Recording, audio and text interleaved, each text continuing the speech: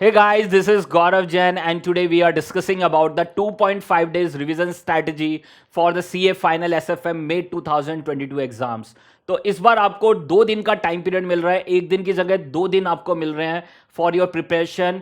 तो वो आपको बहुत अच्छे से यूटिलाइज करने हैं। तो ये आपकी 2.5 डेज रिवीजन स्ट्रैटेजी है। तो काफ़ी लोगों ने कहा कि सर 2 दिन कैसे यूटिलाइज करें, किस तरह से हम रिवीजन करें कि वहाँ पर मेरा पूरा अच्छे से कवरेज हो जाए और मेरा कॉन्फिडेंस लेवल भी क्या रहे, बूस्ट रहे। ठीक है, तो यहां पर मैं डिस्कस करूंगा 2.5 डेज रिवीजन स्ट्रैटेजी, किस तरह से 2.5 डेज में अबाउट 40 to 45 आवर्स में इफेक्टिवली हमें कैसे एसएफएम को रिवाइज करना है, उसके बारे में बात करूंगा। साथ में वहां पर कवरेज, क्या कवरेज आपको करनी है, उसके बारे में यहां पर मैं बात करने वाला हूं कि किस तरह से हमें अपने एसएफएम को कवर करना है इन 2.5 डेज। साथ में यहां पर पूरा मैं स्टडी प्लान बताऊंगा कि किस किस टाइम पे आपको किस तरह से वहां पर मूव करना है, किस तरह से अपने टाइम को यूटिलाइज करना है। अबाउट 40 to 45 आवर्स कैसे हमें यूटिलाइज करने हैं। ठीक है, साथ में मैं बताऊंगा कि वहां पर सीरीज क्या रहेगी, आपका सीरीज किस सीरीज में आपको चैप्टर्स को करना है, कितने टाइम में कौन से चैप्टर को वहां पर हमें टाइम देना है, कितने टाइम में उसको कवर करना है। तो ये पूरा पार्ट मैं यहां पर इस वीडियो में आपके लिए कवर करूंगा। बहुत अच्छे से आप सुनना, 10-15 मिनट में पूरा आपका एक माइंड मेकअप हो जाएगा किस तरह से अपने 2.5 डेज को क्या करना है, यूटिलाइज करना है। तो सबसे पहले देखिए यहां पर 3 चीजें इंपॉर्टेंट मैं कवर करने वाला हूं। How to revise SFM in 2.5 days, coverage क्या रहेगी, क्या पूरा शेड्यूल रहेगा आपके पास, रिवीजन सीरीज क्या रहेगी, उसमें कितना टाइम किस टॉपिक को आपको डिवोट करना है, और साथ में आपके 20 मार्क्स की जो एसएफएम की थ्योरी है, this is very important for all, तो उसको वहां पर किस तरह से वहां पर हमें टारगेट करना है। ठीक है, तो इस वीडियो में इन तीनों चीजों को मैं यहां पर कवर करूंगा। तो सबसे पहले आपके पास यहां पर है टाइम शेड्यूल, पूरा स्टडी प्लान मैंने बताया कि किस तरह से इफेक्टिवली आपका 40 to 45 आवर्स यहां पर कवर होगा। तो 14 मई को जैसे ही आप एफआर का एग्जाम देके आएंगे तो उसके बाद आपको टाइम वेस्ट नहीं करना है। ठीक है, थोड़ा रेस्ट करना है और अपने वापस अपने पूरे फोकस के साथ अपने रिवीजन को करना है। ये मत सोचना कि अभी 2 दिन का टाइम है, हम आराम आराम से करें, सो ले थोड़ी देर, नहीं, पूरा अटेंटिव रहना है, अपने टाइम को पूरा यूटिलाइज करना है। तो मैंने आपको वहां पर 8 to 12, तो 5 बजे एग्जाम खत्म होता है, 8 बजे आप रेस्ट करके दोबारा से स्टार्ट करोगे और 8 to 12 मिडनाइट तक 4 आवर्स वहां पर आप अपने कवर करोगे। तो मैंने इसलिए पूरा आपको 1 by 1 पूरा टाइम के हिसाब से वहां पर दे रहा हूं। साथ में सीरीज अभी बताऊंगा किस सीरीज से आपको चैप्टर को करना है और किस तरह से हम अपने पूरे कवरेज करने वाले हैं यहां पर। ठीक है, साथ में 15 में एंड 16 में 2 दिन आपको पूरे पूरे मिल रहे हैं यहां पर, उसमें आपको किस तरह से यूटिलाइज करना है। तो एक बात ध्यान रखना, जब आप 12 बजे सो जाओगे तो सुबह आपको 5 बजे उठना ही है, ये कंफर्म है।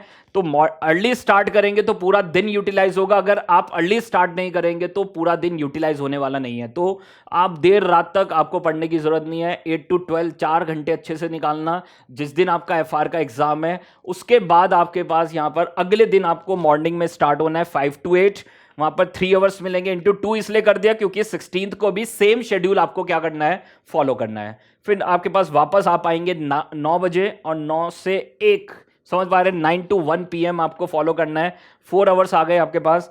फिर वापस आप थोड़ी देर रेस्ट कर लो, सो जाओ। याद रखना, जब भी आपको लगे कि मैं थक गया हूं तो प्लीज सो जाए। 1-2 घंटे भी अगर आपने सही से वहां पर सो गए तो लास्ट रात को आपका जो आउटपुट आएगा वो बहुत अच्छा आने वाला है। ठीक है, तो वापस हम स्टार्ट करेंगे 3 to 6, तो वहां पर 3 आवर्स आपके कवर होंगे और फिर आप 1 घंटे के ब्रेक के बाद वापस 7 to 12 मिडनाइट तक जाएंगे and this is of 5 hours. तो इस तरह से पूरा पैटर्न आपको फॉलो करना है, ये 2 दिन तक आपको फॉलो करना है। ये एफआर के एग्जाम के वाले दिन आपको 4 घंटे 4 आवर्स अपने अच्छे से यूटिलाइज करने हैं एंड देन आपके पास 17 में this is the main exam day, उस दिन आपको मॉर्निंग में दिस इज 3 आवर्स और फिर ब्रेक लेने के बाद फिर वापस 3 आवर्स आपको लेके आना है। तो ये टोटल आपके 40 आवर्स हो गए। आप इससे ज़्यादा भी दे सकते हैं, अकॉर्डिंगली अपने टाइम थोड़ा एडजस्ट कर ले। बस मैंने एक स्टैंडर्ड बता दिया है, आप उसके अंदर अपनी एडजस्टमेंट कर ले, टाइम को यूटिलाइज करें, वेस्ट ना करें, कोई और सब्जेक्ट ना पढ़ें। ऑडिट लॉ पढ़ने की बिल्कुल जरूरत नहीं है, मैं आपको पहले ही क्लियर बता देता हूं।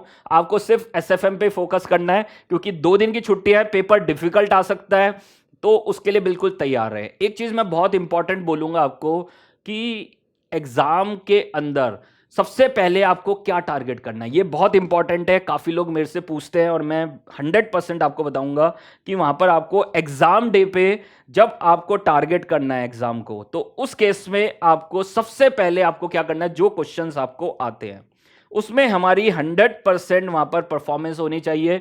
ये बात ध्यान रखना, जो क्वेश्चंस आपको आते हैं उसमें बिल्कुल गलती नहीं होनी चाहिए, ठीक है। तभी आपके डिफिकल्ट एग्जाम में भी मार्क्स आएंगे। काफी लोग क्या करते हैं, जो इजी क्वेश्चंस है जो हमें आते हैं उसमें परफॉर्म नहीं करते हैं, और जो डिफिकल्ट क्वेश्चन है, नए क्वेश्चन आ रहे हैं, तो वहां पे सोचते हैं कि वो क्वेश्चन हमारे से हुए नहीं, तो उनके मार्क्स कभी नहीं आने वाले। एसएफएम डिफिकल्ट एग्जाम में कभी नहीं आने वाले। अगर डिफिकल्ट एग्जाम आता है तो आपको जो क्वेश्चन सबसे अच्छे आते हैं उनको वहां पर सबसे पहले परफॉर्म करना है। टारगेट रखना है कि 50 मार्क्स मेरे पहले बन जाए, ठीक है।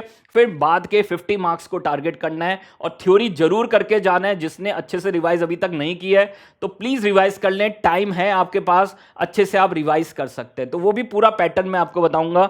तो आपको यह ध्यान रखना है कि जो क्वेश्चन आपको बहुत अच्छे से आता है, पूरा क्वेश्चन आता है, उसको अच्छे से 100% परफॉर्म करना है, जिससे हमें 100% मार्क्स वहां पे मिले, ठीक है। तो कोशिश करनी है डिफिकल्ट एग्जाम के लिए तैयारी करना। डिफिकल्ट का मतलब यही है कि वहां पर हो सकता है कुछ नए क्वेश्चंस आए, तो उन क्वेश्चंस को टारगेट करने के लिए मैंने बहुत अच्छे से आपको कॉन्सेप्ट पढ़ाया है।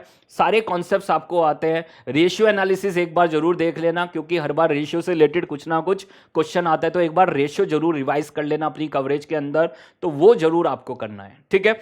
साथ में मैं आपको बता रहा हूं कि कवरेज क्या क्या करना है। कवरेज के अंदर आपको सबसे पहले अपने नोट्स रिवाइज करने हैं। आप जिस मर्जी फैकल्टी से पढ़े हो, मेरे से पढ़े हो या किसी भी XYZ से पढ़े हो, आपको नोट्स से ही रिवाइज करना है। जो आपका रजिस्टर है उसी से आपको रिवाइज करना है, कॉन्सेप्ट रिवाइज करने हैं। जो भी क्वेश्चंस आपने टिक किए हुए हैं कि रिवीजन में, जब आप लास्ट टाइम रिवीजन में, उन क्वेश्चंस को देखना इंपॉर्टेंट है। जो भी आपकी गलतियां हैं वो जरूर देख लेना सर, ठीक है। तो ये आपको ध्यान रखना है कि नोट्स अपने जो भी रजिस्टर है उसी को फॉलो करना है, या जिससे आपने पहले रिवाइज किया है उसी को लास्ट डे पे भी रिवीजन के अंदर लेके आना है, ठीक है। कोई भी नई चीज नहीं पढ़नी है, कोई भी नई चीज फॉलो नहीं करनी है। अगर आपने आरटीपी नहीं पढ़ी है तो मत पढ़ना सर लास्ट डेज में, ठीक है।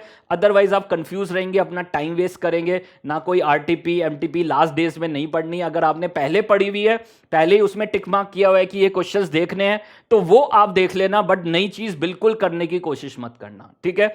साथ में आपके पास मैंने आपको शेयर किए थे लिस्ट ऑफ इंपॉर्टेंट क्वेश्चंस, तो वो आपके पास इंपॉर्टेंट की लिस्ट है, चैप्टर वाइज लिस्ट है। मैंने क्वेश्चंस ही दे रखे हैं, सॉल्यूशंस भी दे रखे हैं वहां पर, आप उनको फॉलो करें और उनको चैप्टर वाइज ही रिवाइज करते रहें, ठीक है। तो अगर आपने पहला चैप्टर डेरिवेटिव्स किया है तो डेरिवेटिव्स की इंपॉर्टेंट लिस्ट से सारे क्वेश्चंस कर लेना।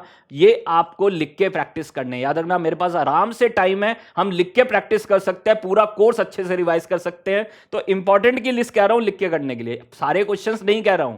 जो इंपॉर्टेंट की लिस्ट है वो करके आप जरूर जाना, वहां पर लिख के उसकी प्रैक्टिस करना। साथ में थ्योरी, इसके लिए काफी लोग मेरे से पूछते हैं करके जाए नहीं जाए। न्यू कोर्स में आपको डेफिनेटली करनी है, क्योंकि 16 to 20 मार्क्स का आएगा ही आएगा सर, ठीक है। तो 16 to 20 मार्क्स कंपलसरी आपको अटेंड करना ही है। तो उस केस में आपको बस ये करना है, इन चारों चैप्टर्स की सबसे पहले थ्योरी कर लेना। इसमें कोई क्वेश्चन मत छोड़ना, इसमें कोई इंपॉर्टेंट नहीं है। आपको 100% ये चारों चैप्टर करके जाने हैं, और मोस्ट प्रोबेबली 3 से 4 क्वेश्चन आपको यहां से मिल जाएंगे। अभी तक का यही ट्रेंड रहा है, मैं उसी ट्रेंड के अकॉर्डिंग बोल रहा हूं, ठीक है।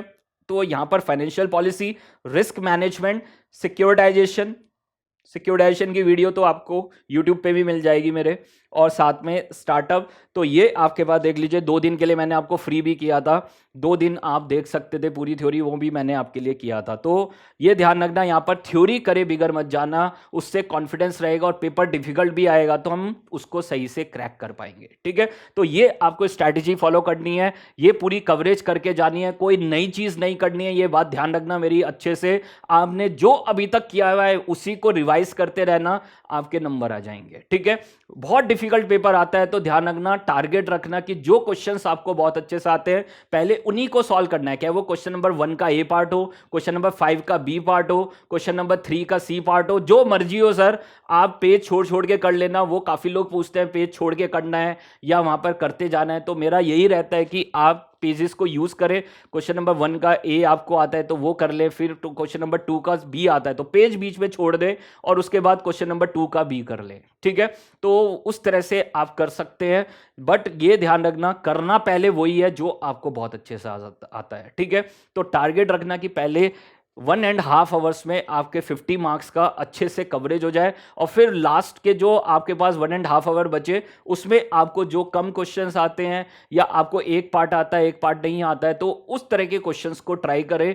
डेफिनेटली आपके 60+ मार्क्स तो आ ही जाएंगे, जितना मर्जी डिफिकल्ट पेपर हो। ठीक है, तो घबराना मत, डिफिकल्ट पेपर से बिल्कुल मत घबराना, जो आपको आता है बिल्कुल अच्छे से टारगेट करना, और उसके बाद ही वहां पर आप देखना कि जो लास्ट में 1-2 क्वेश्चन बच जाएंगे उनमें भी आप वहां पर कुछ ना कुछ करके आएंगे। और मैं हमेशा बोलता हूं अगर नया क्वेश्चन आएगा तो डेफिनेटली आपके थोड़ा सा करने पे भी आपको अच्छे मार्क्स मिलते हैं। ठीक है, तो इसलिए वो स्ट्रैटेजी फॉलो करना, और अगर पुराना क्वेश्चन आएगा और आपने परफॉर्म नहीं किया अच्छे से तो मार्क्स कट जाते हैं। तो वो याद रखना, पुराना क्वेश्चन आए, पहले जो एग्जाम में आ चुका है क्वेश्चन वो आए, तो उसमें 100% आपकी परफॉर्मेंस चाहिए, और अगर नया क्वेश्चन आता है तो आप जितना बेस्ट कर सकते हैं उसको बेस्ट परफॉर्म करके आए। ठीक है, तो ये आपको स्ट्रैटेजी फॉलो करनी है। तो कवरेज के बारे में मैंने बात की, साथ में मैंने आपको बताया कि टाइम शेड्यूल क्या रहेगा, इसको बहुत अच्छे से आप फॉलो करोगे तो डेफिनेटली आपके मार्क्स आएंगे। ठीक है, तो ये मैंने जो आपको बताया ना, ये आप अदर एग्जाम्स में भी फॉलो कर लेना, ऑडिट में, लॉ में, जिस मर्जी में आप फॉलो कर लेना, कोई दिक्कत नहीं है, सेम शेड्यूल आप फॉलो कर सकते हैं। ठीक है,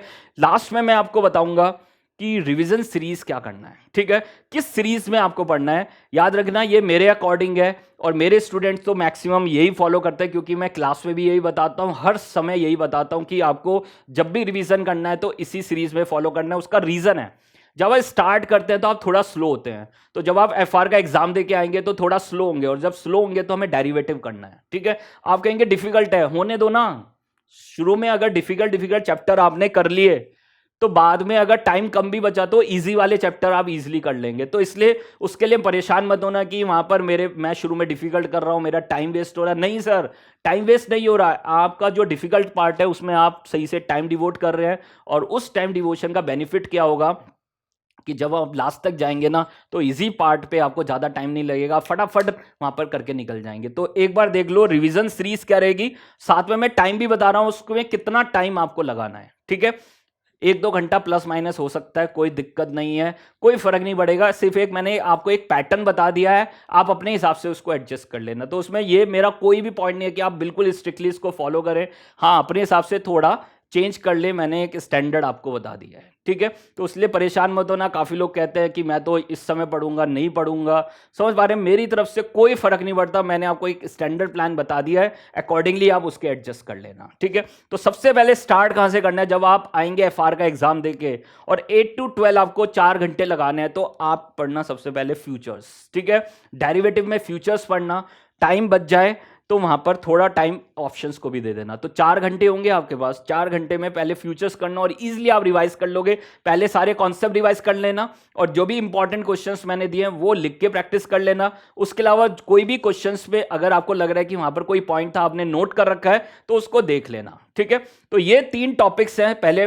डेरिवेटिव्स है, futures and options, then forex and then interest rate risk management. ये 3 टॉपिक आपको सबसे पहले करने हैं और यहां पर कहीं ना कहीं आपको 15 से 16 घंटे लगने वाले हैं और उसमें 4 घंटे पहले आपके 14th को है और फिर अगले दिन आपके पास देख लीजिए अबाउट 15 आवर्स हैं।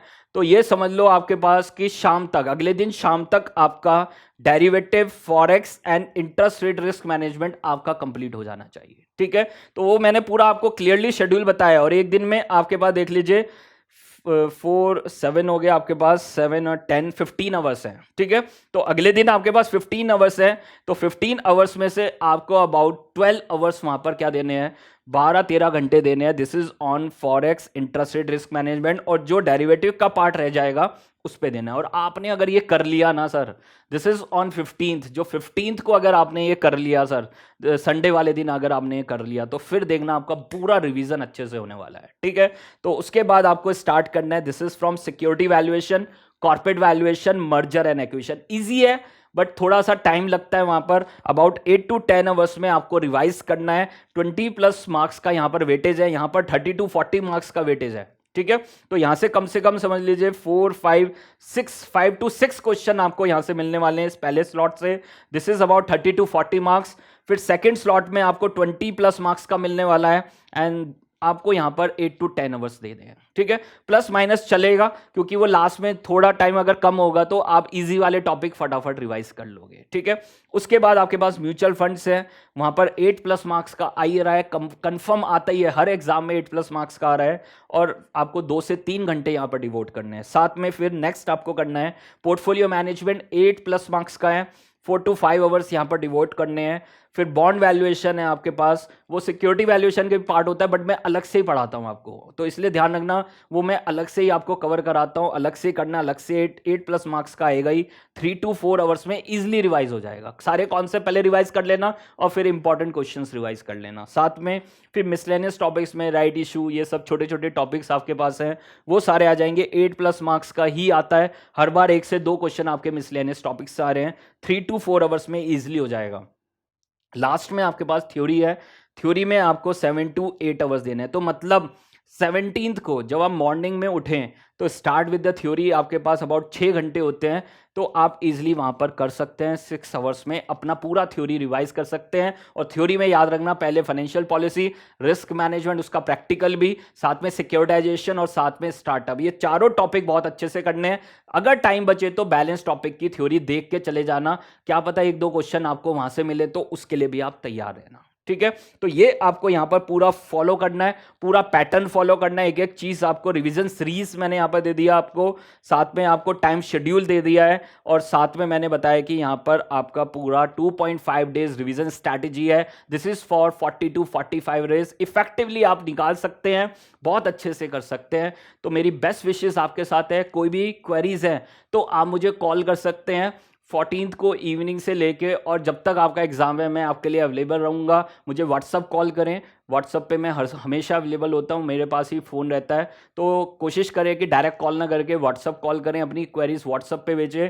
तो 8860017983 पे मैं अवेलेबल हूँ हर समय। आपके पास 14th का आपका FR के एग्जाम के बाद मैं वहां पर आपके 17 तक आपके लिए अवेलेबल हूँ, ठीक है। तो इसलिए कोई भी क्वेरीज हैं आप मुझसे पूछिए, मैं डेफिनेटली उसका आंसर आपके लिए करूंगा। और भी आपको कोई भी एंजाइटी हो रही है, कुछ हो रहा है, कुछ पूछना है, कुछ कॉन्फिडेंस नहीं आ रहा, तो उस केस के लिए भी आप प्लीज़ मुझे कॉल करें, मैं डेफिनेटली आपको कहीं ना कहीं आपको रिलीफ करने की कोशिश करूंगा, ठीक है। तो ये आपके पास देख लीजिए, this is all about your 2.5 days revision strategy for CA final SFM May 2022 exam. Thank you very much, wish you all the best, मेरी बेस्ट विशेस आपके साथ हैं। जैसा भी एग्जाम हो प्लीज़ मुझे बताएं जरूर, जो भी आपकी प्रॉब्लम्स हैं एग्जाम के बाद, definitely we will cover all your problems. Thank you very much.